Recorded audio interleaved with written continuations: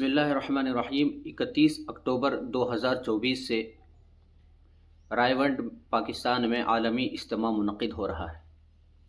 اس اجتماع میں شرکت کے لیے پوری دنیا سے ذمہ دار احباب اور علماء کرام کی جماعت تشریف لاتی ہے۔ چنانچہ اسی کے پیش نظر ہندوستان کے مشہور و معزز علماء کرام کا ایک وفد اور دعوت و تبلیغ سے جڑے ہوئے ذمہ دار احباب کا بھی ایک وفد ہندوستان سے رائے ونڈ پہنچا تھا، جس میں حضرت مولانا احمد لاڈ صاحب دامت برکاتہم، حضرت مولانا ابراہیم دیولہ صاحب دامت برکاتہم، ان کے ساتھ اور بھی کچھ ذمہ دار احباب تھے۔ ان کی جماعت وہاں پہ پہنچی ہوئی تھی۔ ان میں سے کچھ ذمہ دار احباب شیخ الاسلام حضرت مولانا مفتی تقی عثمانی صاحب دامت برکاتہم سے ملاقات کے لیے حضرت کی خدمت میں پہنچے۔ اتنے بڑے بڑے اکابر کی جب ملاقات ہوتی ہے، وہ مجلس منعقد ہوتی ہے، تو وہ مجلس دنیاوی مجلسوں کی طرح ایک عام مجلس نہیں ہوتی، وہ ایک خاص مجلس ہوتی ہے۔ اس مجلس کی روداد حضرت مولانا عبید الرحمن ربانی صاحب دامت برکاتہم نے جو تحریر فرمائی ہے، 29 اکتوبر 2024 بعد نماز ظہر حضرت مولانا ابراہیم دیولہ صاحب اور حضرت مولانا احمد لاڈ صاحب دامت برکاتہم کی ہمراہ ایک وفد، ہندوستان کا ایک وفد شیخ الاسلام حضرت مولانا مفتی تقی عثمانی صاحب دامت برکاتہم سے ملاقات کے لیے پہنچا۔ اس میں جامعۃ الرشید پاکستان کے محتمم بھی ساتھ تھے۔ ظہر کی نماز کے بعد شیخ الاسلام کے دفتر میں یہ مجلس منعقد ہوئی۔ ملاقات کے لیے یہ احباب حضرت کے دفتر میں پہنچے۔ دعا سلام کے بعد ہندوستان سے آنے والے وفد کا شیخ الاسلام کے سامنے تعارف کرایا گیا۔ اس کے بعد حضرت مولانا احمد لاڈ صاحب دامت برکاتہم نے ہدیے کے طور پر ایک عطر شیخ الاسلام کی خدمت میں پیش کیا۔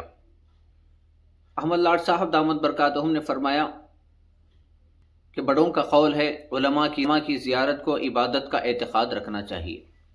اس کے بعد جیسے ہی حضرت مولانا نے عطر کا ہدیہ شیخ الاسلام کی خدمت میں پیش کیا، شیخ الاسلام نے فرمایا ان سے مجھے ہر مرتبہ عطر کا ہدیہ پیش ہوتا ہے، اب تو مجھے اشراف نفس ہونے لگا۔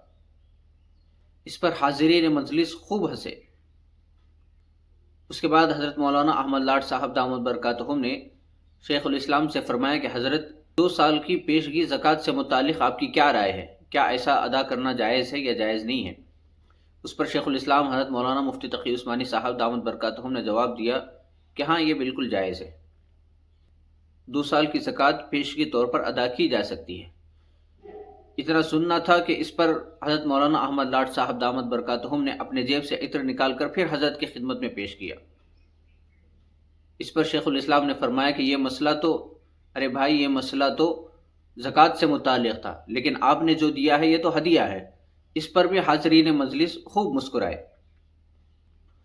الغرض اس مجلس میں اور بھی بہت ساری باتیں ہوتی رہیں۔